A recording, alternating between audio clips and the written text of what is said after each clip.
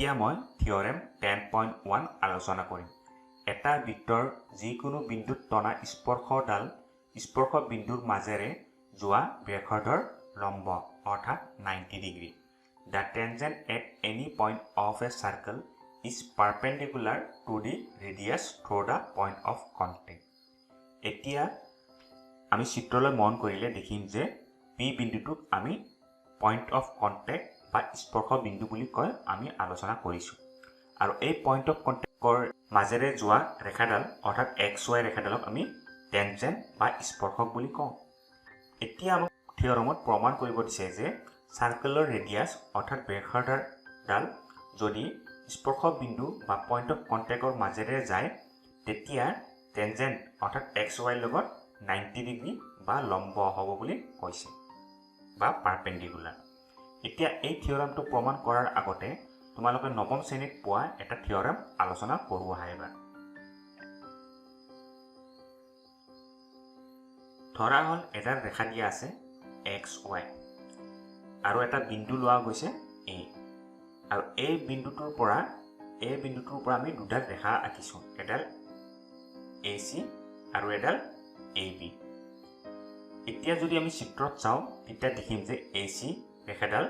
XY ৰেখাৰ লগত কি হৈছে 90 ডিগ্ৰী গঠন কৰিছে অৰ্থাৎ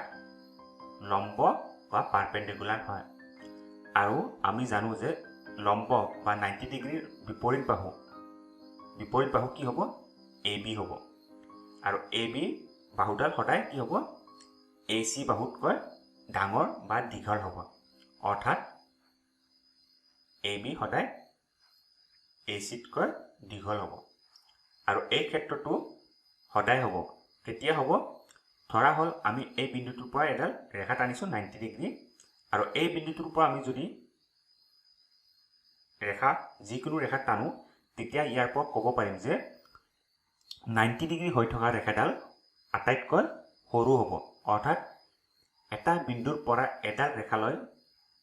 ন্যূনতম দূৰত্বটোৱে হৈছে লম্ব দূৰত্ব। The shortest distance from a point to a line is the perpendicular distance. অৰ্থাৎ বাকী ৰেখাডাল X এক্সিছলৈ যিকোনো এংগেল গঠন কৰিব পাৰে, কিন্তু 90 ডিগ্ৰী গঠন কৰা ৰেখাডাল বাকীবোৰ ৰেখাতকৈ শৰ্টেষ্ট বা সৰু হ'ব আমি জানো। যেনেকৈ আম গছত আম লাগে তেনেকৈ আমি ক'ব পাৰোঁ যে এটা বিন্দুৰ পৰা XY ৰেখাত টনা ৰেখাডাল অৰ্থাৎ 90 ডিগ্ৰী ৰেখাডাল আটাইতকৈ সৰু ৰেখা হ'ব বাকী ৰেখাকেইডালতকৈ। এতিয়া আমি প্ৰমাণ কৰিব লাগে যে OP ৰেখাডাল যদি OQতকৈ সৰু হয় তেতিয়া OP 90 ডিগ্ৰী হ'ব XY লগত অৰ্থাৎ OP XY লম্ব বা টেনজেণ্টৰ লম্ব। এতিয়া আমি প্ৰথমতে কি কৰিছোঁ Q বিন্দু এটা XY টেনজেণ্টত লৈছোঁ অৰ্থাৎ চাৰ্কেল লৈছোঁ। চাৰ্কেলৰ প্ৰথমতে আমি এটা টেনজেণ্ট আঁকিছোঁ XY আৰু পইণ্ট অফ কণ্টেক্ট বা স্পৰ্শ বিন্দু আমি P ধৰি লৈছোঁ আৰু চেণ্টাৰ বা কেন্দ্ৰ বিন্দুৰ পৰা OP লৈ এটা ৰেডিয়াছ লৈছোঁ, ধৰা হ'ল R। এতিয়া আমি XY টেনজেণ্ট বা স্পৰ্শৰ অৰ্থাৎ চাৰ্কেলৰ বাহিৰত এটা আমি বিন্দু লৈছোঁ Q বিন্দু আৰু কেন্দ্ৰ বা চেণ্টাৰৰ পৰা আমি এডাল ৰেখা আঁকিছোঁ। এতিয়া মন কৰিলে আমি দেখিম যে Q বিন্দুটো কি হ'ব চাৰ্কেলৰ বাহিৰত আছে। যদি Q বিন্দুটো আমি চাৰ্কেলৰ ভিতৰত ল'লোঁ হয় তেতিয়া কি হ'ল হয় চাৰ্কেলৰ যদি আমি ভিতৰত ল'লোঁ হয় Q বিন্দুটো তেতিয়া ৰেখাডাল অৰ্থাৎ টেনজেণ্টডাল XY অৰ্থাৎ চাৰ্কেলৰ দুটা বিন্দুত কাটিলে হয়, তেতিয়া আমি টেনজেণ্ট বা স্পৰ্শ বুলি ক'ব নোৱাৰোঁ, তেতিয়া আমি ছেকেণ্ড বা ছেদক বুলি ক'ম। সেয়েহে আমি ক'ব পাৰোঁ যে Q বিন্দুটো সদায় চাৰ্কেলৰ বাহিৰত হ'ব। এতিয়া মন কৰিলে আমি OP ৰেখাডালক R ধৰিছোঁ আৰু ধৰা এটা আমি বিন্দু ইয়াতে ধৰি লৈছোঁ S, তেতিয়া OS কি হ'ব OS ইকুৱেল টু R হ'ব অৰ্থাৎ OS ৰেডিয়াছ বা ব্যাসাৰ্ধ হ'ব। এতিয়া SQ অৰ্থাৎ আমি কি ক'ব পাৰোঁ অ কিউ অ' পিতকৈ দীঘল হ'ব আৰু এইটো ক্ষেত্ৰত যদি আমি কেন্দ্ৰৰ পৰা যিকোনো ৰেখা লওঁ তেতিয়া আমি ক'ব পাৰোঁ যে অ' পি ৰেখাডাল আটাইতকৈ সৰু ৰেখা হ'ব ইয়াৰ পৰা আমি কি ক'ম আমি ক'ব পাৰোঁ যে অ' পি অৰ্থাৎ অ' পি অ' কিউৰ লগত পাৰপেণ্ডিকুলাৰ বা লম্ব হ'ব এতিয়া আমি প্ৰথমতে কি কৈছোঁ চোৱা অ বৃত্তটোৰ কেন্দ্ৰবিন্দু অৰ্থাৎ অটো চেণ্টাৰ হয় তেনেকৈ পি বিন্দুত বৃত্তটোৰ এডাল স্পৰ্শ এক্স ৱাই অ' পি বৃত্তটোৰ ব্যাসাৰ্ধ অৰ্থাৎ পি বিন্দুটোৰ টেনজেণ্ট বা স্পৰ্শক এছ ৱাই আৰু অ' পি বৃত্তৰ ব্যাসাৰ্ধ বা ৰেডিয়াছ হয় প্ৰমাণ কৰিব লাগে যে অ' পি এক্স ৱাইৰ লম্ব অৰ্থাৎ অ' পি এক্স ৱাইৰ পাৰপেণ্ডিকুলাৰ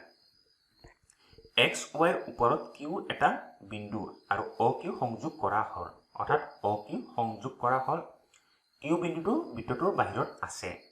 আমি জানো যে কিউ বিন্দুটো সাৰ্কেলৰ বাহিৰত আছে থাকিলে কি হ'ব ৰেডিয়াছ অৰ্থাৎ অ পিতকৈ অ কিউ সদায় দীঘল হ'ব অৰ্থাৎ ডাঙৰ হ'ব O Q greater than O P O Q বৃত্তটোৰ ব্যাসাৰ্ধ অ পিতকৈ দীঘল অৰ্থাৎ O Q is greater than O P X Y বিন্দুবোৰলৈ অ বিন্দুৰ আটাইবোৰ দূৰত্বৰ ভিতৰত অ পি এ আটাইতকৈ কম হ'ব অৰ্থাৎ অ'ৰ পৰা টনা ৰেখাকেইডাল এক্স ৱাইলৈ টনা ৰেখাকেইডালৰ ভিতৰত আটাইতকৈ সৰু অ পিডাল হ'ব যিহেতু এক্স ৱাই পিৰ বাহিৰে বাকীবোৰ বিন্দু সদায় চাৰ্কেলৰ বাহিৰত হ'ব সেয়েহে অ পি এক্স ৱাইৰ লম্ব আমি উপবাদ্য বা থিয়ৰেম A 1.7 পাইছিলোঁ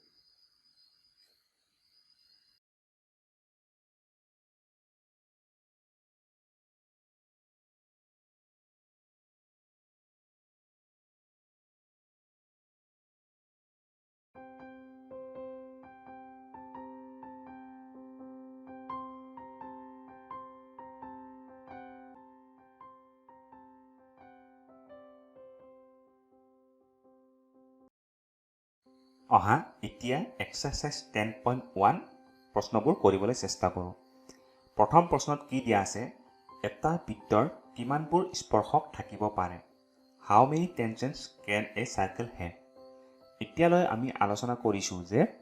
এটা চাৰ্কেলৰ এটা বিন্দু অৰ্থাৎ পইণ্ট অফ কণ্টেক্ট বা স্পৰ্শ বিন্দুৰ পৰা আমি টেনজেণ্ট অকল এডালে পাওঁ কিন্তু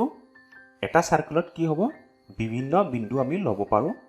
আৰু আমি বিভিন্ন বা বহুকেইডাল টেনজেণ্ট পাব পাৰোঁ অৰ্থাৎ আমি কি ক'ম অসীম সংখ্যক বা ইনফাইনাইট টেনজেণ্ট আমি পাব পাৰোঁ কিন্তু এটা বিন্দুৰ পৰা টেনজেণ্ট বা স্পৰ্শক এডালে হ'ব কিন্তু এটা চাৰ্কেল বা বৃত্তৰ ইনফাইনাইট টেনজেণ্ট বা স্পৰ্শক থাকিব পাৰে অৰ্থাৎ অসীম সংখ্যক হ'ব প্ৰথম প্ৰশ্নটোৰ উত্তৰ তেনেকৈ দ্বিতীয় প্ৰশ্নটোত কি কৈছে খালী ঠাই পূৰণ কৰা ফিল ইন দ্য ব্লেংকছ প্ৰথম প্ৰশ্নত কি দিয়া হৈছে এটা বৃত্তৰ স্পৰ্শকে ইয়াক ডেছ বিন্দুত ছেট কৰে অৰ্থাৎ a tangent to a circle intersect it in dash point অৰ্থাৎ আমাক প্ৰশ্নত কৈছে যে চাৰ্কেল এটাৰ টেনজেণ্টে চাৰ্কেলটোত কেইটা বিন্দুত ছেট কৰিব বা ইণ্টাৰছেক্ট কৰিব আমি আগতে কৈছোঁ এটা বিন্দুত কৰিব অৰ্থাৎ এনচাৰটো হ'ব এটা বা 1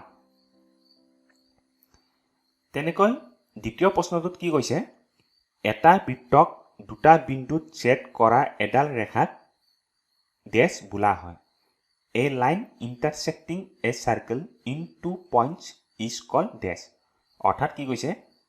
এটা চাৰ্কেল দিয়া আছে আৰু লাইন এডালে চাৰ্কেলটোক দুটা বিন্দুত ছেট কৰিব বা ইণ্টাৰছেক্ট কৰিলে আমি কি বুলি ক'ম লাইনডালক আমি আগতে আলোচনা কৰিছিলোঁ যে এনেকুৱা পৰিস্থিতি হ'লে আমি ছেডক বা ছেকেণ্ড বুলি কওঁ অৰ্থাৎ উত্তৰটো হ'ব ছেডক অৰ্থাৎ ছেকেণ্ড তৃতীয় প্ৰশ্নটোত কি কোৱা হৈছে এটা বৃত্তৰ বৰ বেছি ডেছ সমান্তৰাল স্পৰ্শ থাকিব পাৰে A circle can have dash parallel tangent at the most এতিয়া আমি আগতে আলোচনা কৰিছিলো যে এটা সাৰ্কেল দিয়া থাকিলে আমি কেইডাল প্যাৰালাল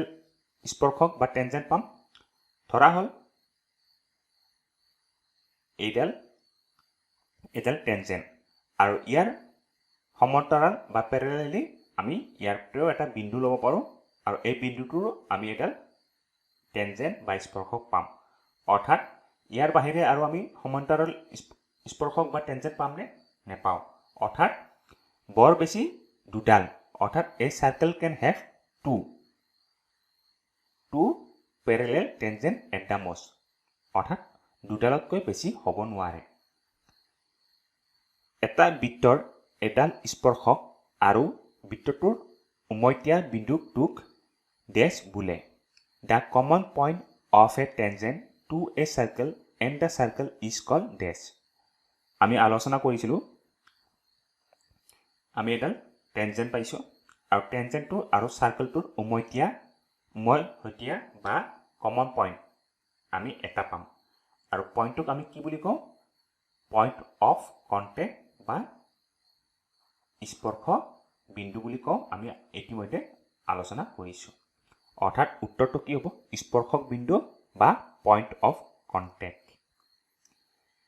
এতিয়া তৃতীয় প্ৰশ্নটো চোৱা 5 সেন্টিমিটাৰ ব্যাসাৰ্ধ যুক্ত এটা বৃত্তৰ এটা বিন্দু P টনা এডাল স্পৰ্শক PQ ইয়ে কেন্দ্ৰ 0 মাজেৰে যোৱা এডাল ৰেখা Q বিন্দুত লগ লাগি যাতে OQ 12 সেন্টিমিটাৰ PQ দৈৰ্ঘ্য হল a tangent PQ at a point P